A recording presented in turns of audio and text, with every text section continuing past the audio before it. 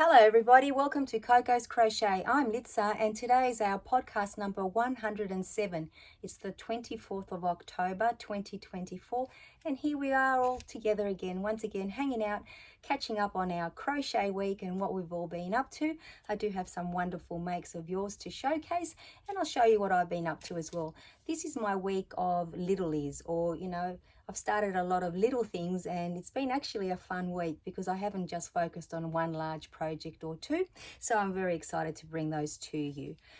Now, at the very end, there will be a tiny bit of life and then hopefully you'll share some of yours in the comments down below because, sharing is caring after all. So let's get started. I do have a little project to go with our Tile of the Week Thursday, not the blanket edition this week because I'm still sewing in all of those ends, but I'll have it sitting here in the background because it is very pretty after all. So those of you that may not know or have maybe, forgotten a little bit about, which I don't know how because it was for 2 years long, this book here, 100 Crochet Tiles, was gifted to our friend Sam over at Manford's Makes. Now, she pledged to make each and every tile and it took nearly 2 years. In actual fact, with a couple of little breaks over the Christmas that we had, it was 2 years. And the wonderful thing is that her partner, Mike, joined in as well. And that's how I actually came across Manford's Makes, which is a channel for our friend Sam. And it was just amazing. I thought, who are these two, a boy and a girl crocheting? And then I was literally hooked. So this organic crochet along began, as we said, well, it ran for 2 years, but it started in the July of 2022 and it ended this July 2024. I jumped on at tile number 25 and I have been using the tiles in this book that I made, about 70 odd, to make this blanket that you see right here. And I have been showing you the progress of it, and as I said just a moment ago, I'm in the process now of sewing in all the ends where I connected all the tiles. So that will take a little bit longer, but fingers and toes crossed I get it done by Christmas. That's my target, which would be wonderful. I have made a few other things which I'll show you the little collection at the end altogether. But there are two tiles in this book which I'll show you today, which I was inspired by our friend Josephine to make a little bag, because last week she showed us her canvas bag that she put together. And I just thought that that was awesome. And what I'm going to do is I've made a smaller version because I want to use it, and I've decided it's going to be a crossover bag for when I go walking, because I just want somewhere to put my keys and my phone. I don't like holding them, and possibly a tissue or two. We all know I need those. So I just thought that I would just jump on that wagon, the bag making wagon, with our Tile of the Week Thursday. So thank you so much, Josephine, for sharing your bag with us last week, because it gave me that inspiration to use some of those extra tiles that I had that I wasn't sure what I was going to do with. So let me show you the tiles that I used from the book, and then I will show you my little bag. It's not completed yet, but it will be very, very soon. Now, this book has fallen apart, guys, and we talked about that extensively every week. So I'm going to pop it down here because it's just going to fall down even more. So the first tile that I used was tile number 31, which is the Susanna. Hold on. Here it is here. I've got them tagged so that I can bring them to you. And here it is here. Once again, I'm going to try not to show you the pattern because, that's not fair on the designer. So there it is there. And I'll show you my version of it. There it is there. Oops, let me hold them together. I just thought it'd be nice to go down memory lane. And then the next tile that I used was tile number 35. So let me pop this one back into the book. Book that's just falling apart. A lot of people did buy this book as a Kindle version, which was actually a very good idea. And this one is called the Estrella. I hope I got that correct. There it is there. And as we said, that was tile number 35, and here's my one here. Now, as you can see, my colours match very, very nicely because I used 7 colours that I drew from each and every week to create all of these tiles. And at the very end, putting them together with the white. And for the whole time, I used my 5mm hook. So the yarn that I used is just an acrylic 8-ply or DK weight yarn. And it does make for a very pretty blanket. And like I said, just a 5mm hook. So I'll just pop that down for you. Now, to make the little bag, I used those 2 tiles. All that is missing now is the strap, because I wasn't sure if I wanted to make it into a shoulder bag, a handbag, but I've decided it's going to be a crossover body bag, because when you're walking, you don't want to be holding on to anything. Now I did line it as well, so you can see in there it's got some lining. And I left it, I actually put it down a little bit lower so I had room for the handles, so I'll be able to crochet them in. As you can see, there's enough room there. And what I used for the lining was very, very simply one of my fat quarters. Is that what they're called? Like, yes, I'm pretty sure they are. I had purchased these from Spotlight a couple of months ago now. I bought about 20 and they were such a good price. That's why I did. And I knew that eventually I'll be using them to line bags. So this one, actually, I've cut it up. There's still plenty of room to make another small little bag like this, which I'm sure that I'll use in the future. And the color on the outside, seen between there, it doesn't really, you know, show up very, very much, which is great. Now, as I said, look at the color combination. Perfect, right? And I'll do the handle in white. And I'm hoping that I'll get that done, you know, next week, because I wasn't sure, like I said, I didn't want to just put a handle on for the sake of just putting it on there. But guess what, guys?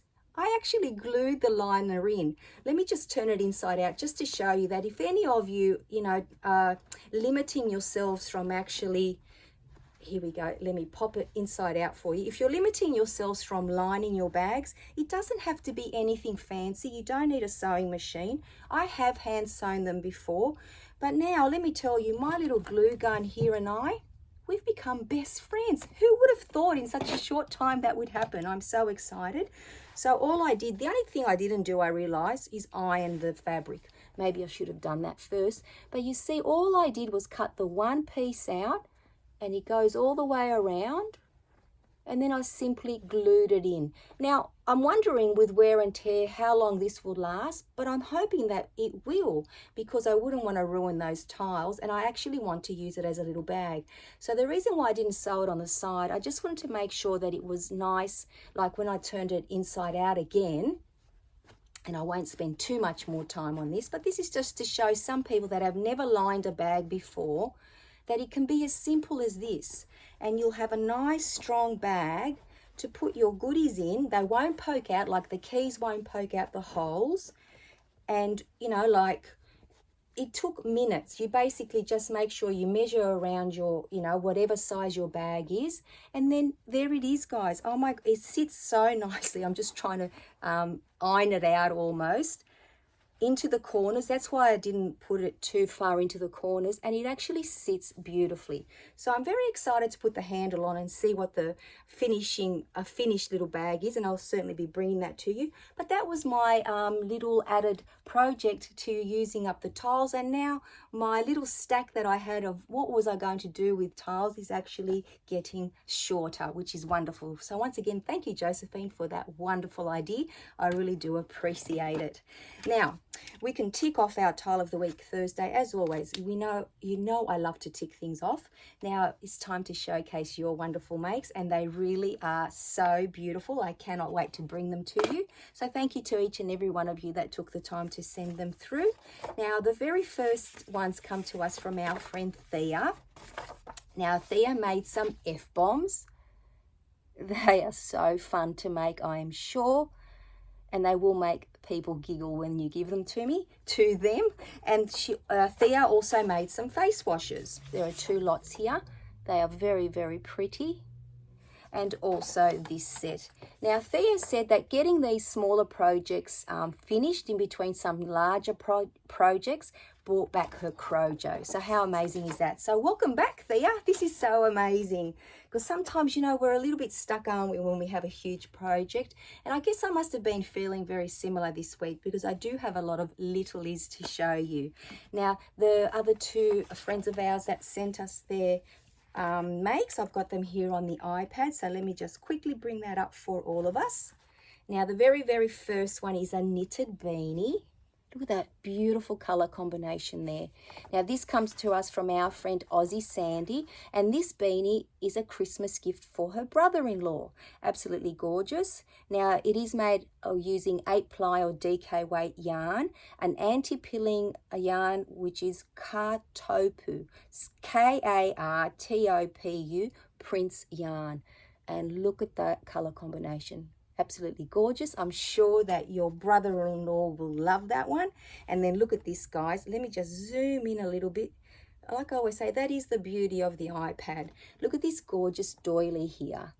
Now, Aussie Sandy's daughter turned 40 years old last week. So hip, hip, hooray. Happy birthday to your daughter, Sandy. And Sandy bought her a beautiful jewelry box, and this doily will sit under it. Isn't that just gorgeous? Let me just zoom in a little bit more. Oh my gosh, beautiful work. So thank you so much, Sandy, for sending them through to us. And I'm not sure what it was made out of, but I can imagine it was something very, very fine. It's absolutely gorgeous. And then our friend Liza, wait till you see these gorgeous little makes here. Oh my goodness, let me enlarge them so you can see them. Now these are Christmas baubles. How cute and adorable are they? Oh my goodness.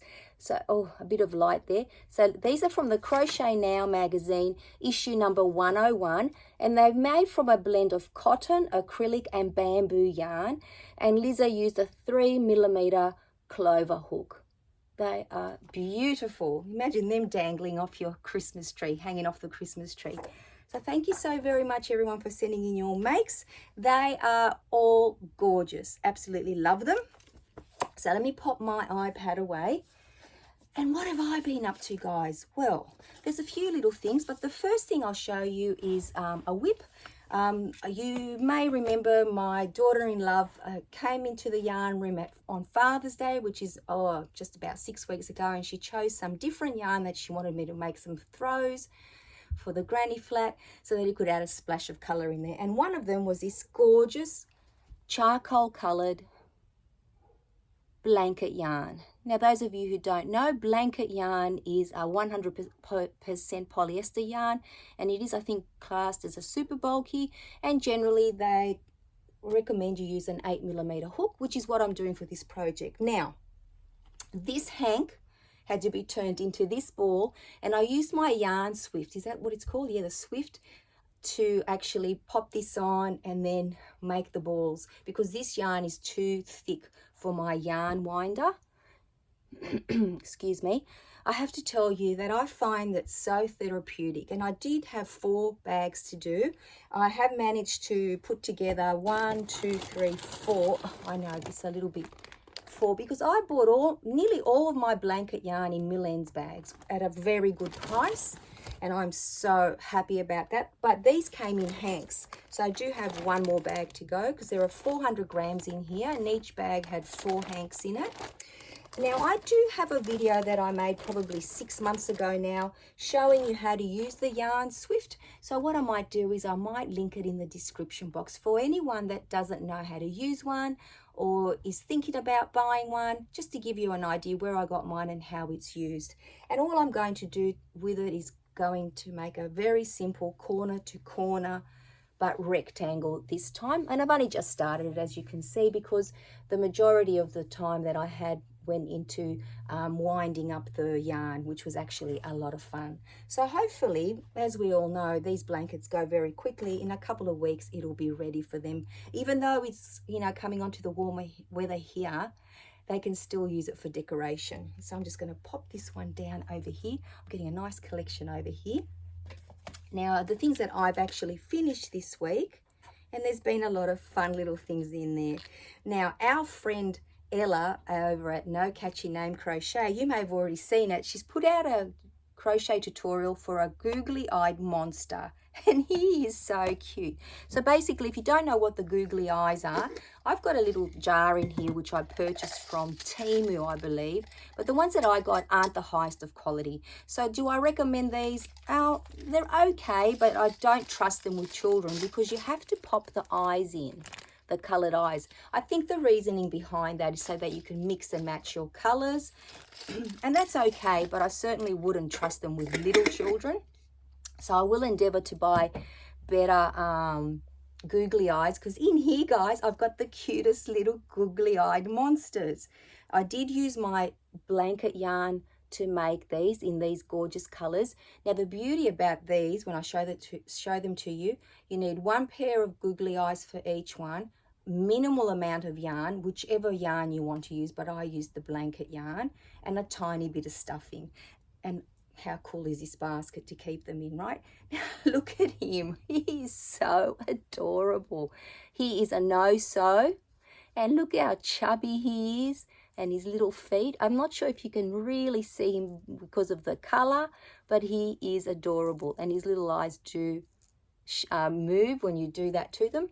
I absolutely love this one, and this one is made exactly as per the pattern. Now the whole little monster took about half an hour to make from beginning to end. For me, I had to rewind the video a few times, and Ella explains it beautifully how to pop the eyes in. Oh my goodness, how she even thought about the way that she does it is amazing. But I did make another little one. I actually made him first. I don't know how. Somehow my stitch count was out by 6. Look how little he is compared to that one. He is very cute though still, right? There they are. There they can be best friends. It was out by 6. And when I actually finished him, I realized that he's inside out because the tail was on the outside instead of on the inside, the starting from the magic ring. But nevertheless, they still are very cute together. I think they're adorable. So I'm going to pop them up here to hang out with their other friends, and I'll pop my little basket of yarn over there. So that's one thing that I actually finished, and truth be told, I actually made them last night between dinner and having a shower before I had my cup of tea for bed. So that's pretty impressive, right? Now, I'm so happy to say that I've finally got some of my cows, my amigurumi cows, I've caught up with some of them, which is wonderful because I absolutely love them, but I just didn't feel like doing any amigurumi for the last couple of weeks. And now I'm back. As you can see when I show you what I've made, it's been a lot of fun, and I am excited to be doing them all again. So our friend Sally over at Nanny Moon's Crochet, she has been running the hashtag crochet, Crochet Donut Cal 2024, and all the little crochet donut buddies from this book. What Sally does each and every week, she has a bag of balls. I always say big bag of balls. The bag is big, but the balls are getting, less and less in there, but they're quite big. She pulls one out, and randomly we get to make a little donut. Now this donut came out a couple of weeks ago, but I just had to make him because he is very, very cute, and he was or is the Highland cow donut. So let's not show the pattern because it's not fair to the person who designed them. So this little donut buddy didn't take very long at all because I've discovered, look at him there. He's so cute, right? The reason why he doesn't have too much hair is because look how close I put the horns and the ears. I should have spaced them out a bit more, but nevertheless, I still think he's very, very cute. I actually wish I'd put a piece, like a chain there, but that's okay. He looks great. I'm so excited to say, and I hope you don't think I'm cheating, I've actually glued all the little pieces on, and it's made life easier. And you know what? It was a joy. I was like, okay, I've got this now. I don't have to spend the next 2 hours pinning and unpinning and sewing and taking it off and sewing it again because I was never sure where to put all the pieces, and now I'm done. So I think for all of these little donuts, that's what I'm going to do. I'm going to be gluing on the pieces because I've been gluing on the eyes anyway because they're not going to little people. So that's something that made me very excited this week. So he's going to join all his other little friends over there with all the other donuts. So let's pop him there for now. And the other amigurumi crochet along that I've joined in, which I know a lot of you have, is with our friend Cassandra over at Craftably Ever After. It's the hashtag Amigurumi World Tour 2024. Now I have about another maybe 3 projects to catch up on for the international book. Now what am I talking about, guys? I always jump because in my head I know exactly what I'm talking about. Our friend Cassandra sent 2 of these books around the world, Whimsical Stitches by Lauren Espy. One week I'll get it right. So in this book there are about 31 projects, I believe, and one of these books is traveling along the USA. The other one is the international book, which has gone from Europe to the UK. I think next stop is Canada, and then it's going to make its way to New Zealand, like down to the southern hemisphere, and eventually to us here in Australia. And I cannot wait. I am lucky last on the list, and I wonder which one I'll be making. But this time round, I have two to show you, which is great. I cannot wait to show them to you. So the very first one is our eggs. Eventually, I would like to fill a carton full because I have saved this carton just for the eggs, but I didn't make more than one this week. But he has got a couple of friends in there, so he doesn't feel like a Nigel or sitting there all by himself.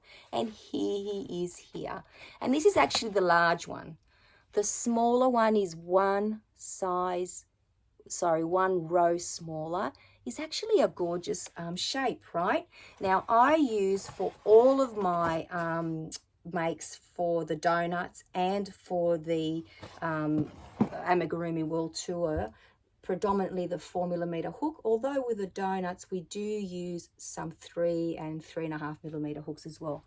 But for the eggs, I used my favorite Spot Saver USA style 10-ply or worsted weight yarn. It's 100% acrylic, and this is the color that I chose this time. It was beige, but I think all of these would make great egg colors, right? I know they have a blue in there, but I don't have a blue that matches. So eventually I would like to fill an egg carton full of those eggs. How cute would they be, right guys? And then the other thing that I made from the book, because this one is the current project for the international book.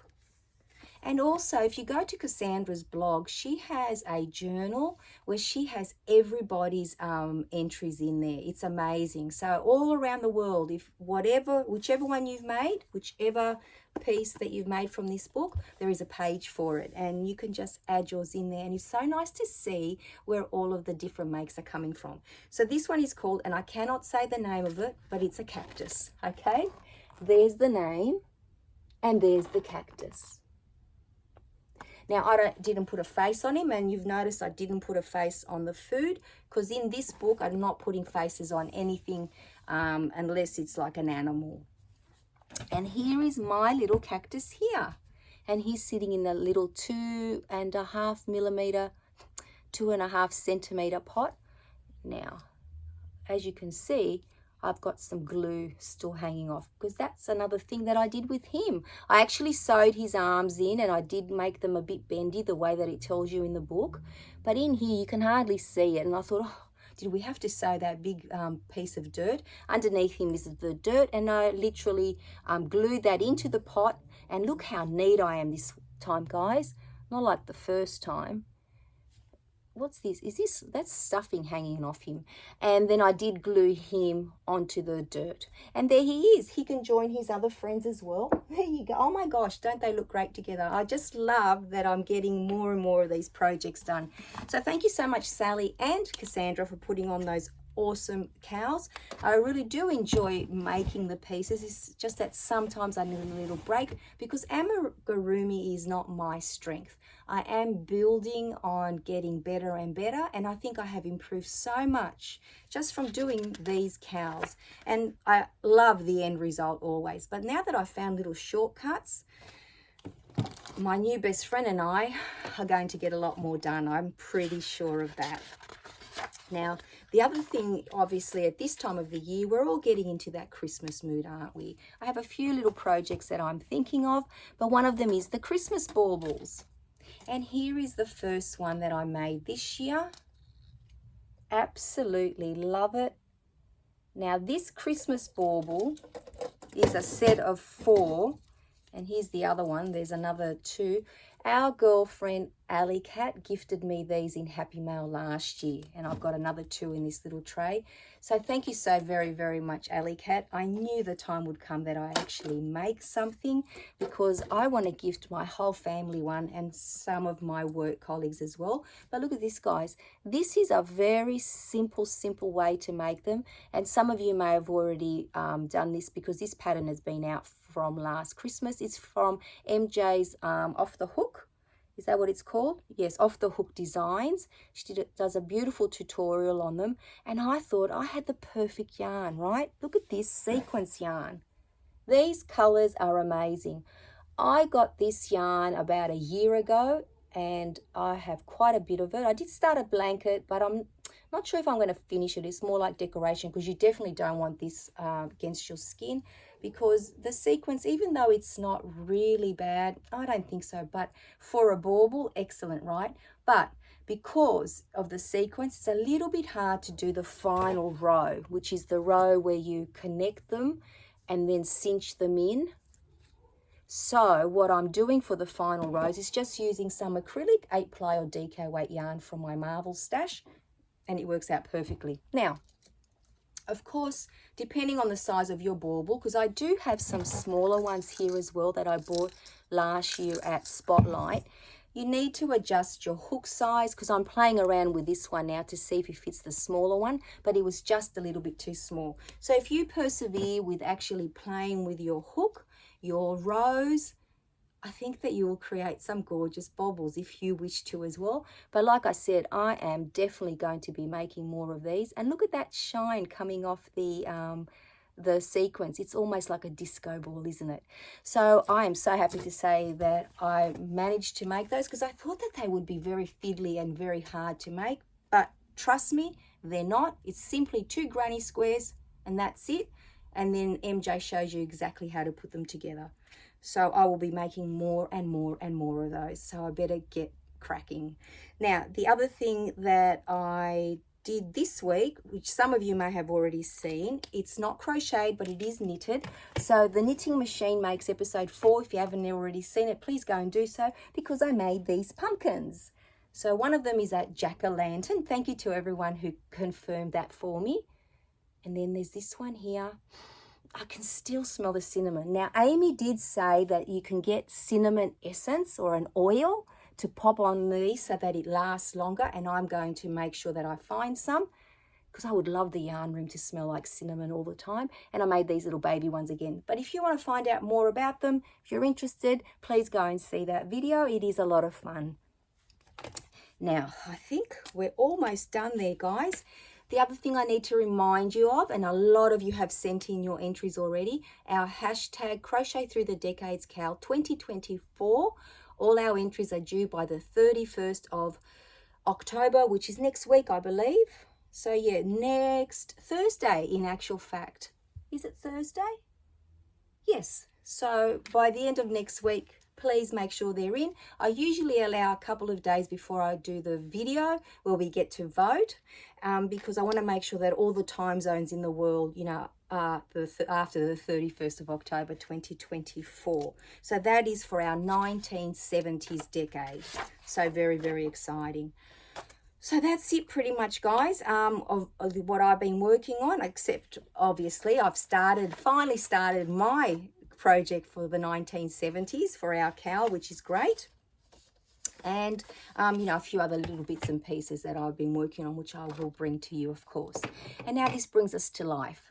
So I want to start off by saying how grateful I am that I live in Sydney, Australia. We have one of the most, like, the best medical systems, I believe. Of course, you know, nothing is perfect, but whether you're a public patient or a private patient, you're treated exactly the same. This week has been the week of hospitals for us. So Saturday night, we get a phone call from Steve's mum's nursing home to say, and this was about 8:30 in the evening, that she needed to go into an ambulance to the hospital. When they got there, we actually got there before them. They told us that she was in heart failure. Mind you, guys, she's 93 years old. She only just had a birthday a month ago. So, of course, you know, we're a little bit concerned, but very hopeful and praying that it's just, you know, like some viral thing or something. Within 2 hours, they had her pretty much, like, she was on the oxygen. They pumped her with different antibiotics and there was fluid in her lungs. They managed to keep that, like, stable, under control. In a couple of days, they had actually pretty much got rid of all those symptoms. Her blood pressure was back to normal, her diabetes, and then they had to jumpstart her heart yesterday because they said there was a dysrhythmia, and that if they didn't fix that problem up, this could happen again. So, of course, she consented to it, and so did her family, and they jump-started her. First go, she was back, And let me tell you, it was just amazing. And today we went to see her in the hospital, and she's actually been discharged and going back to her nursing home, and she's very excited to go and see her friends again. So that was one episode. Second episode, in which we are very grateful for. Amazing. Her doctors are amazing. The nurses amazing. Now, Steve today, this morning, he had scheduled surgery for his carpal tunnel, for his right hand. Got him there just before 6 a.m, left him there at 6:30 in the care of the nurses and the doctors. I was asked to collect him at 10 past 11. I sent the children a photo shoot, proof of life. We were laughing.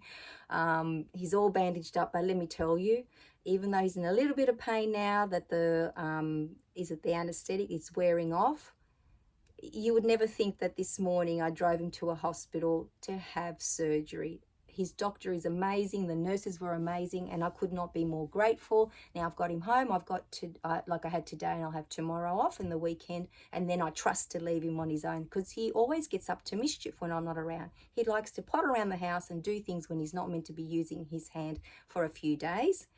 And then the other good news I have to bring you is that during the week I got a phone call that my mother's cataract surgery has been booked for the 10th of December, which I'm very grateful for, at RPA Hospital, which is one of the best hospitals in Sydney. My dad was looked after there for 8 years, so I know she's going to be in very good hands, and she was so happy to get the news as well. So, you know, my life story this week has been revolving around hospitals, but once again, I could be no more grateful than what I already am. So if any of you have, you know, had a week where you've had someone or yourself that had to end up with a doctor or in hospital, I hope that you're doing well, and I pray that everybody is okay, and that the system that you're in, the medical system, supports you just as well. So that's pretty much it, guys. Thank you so much for hanging out with me once again. It is my absolute pleasure and joy that we get together each and every week. And boy, are they flying by. In actual fact, it's actually 2 months to Christmas Eve. What a revelation that was. All right, guys, until I see you all very, very soon, take care. Bye-bye for now.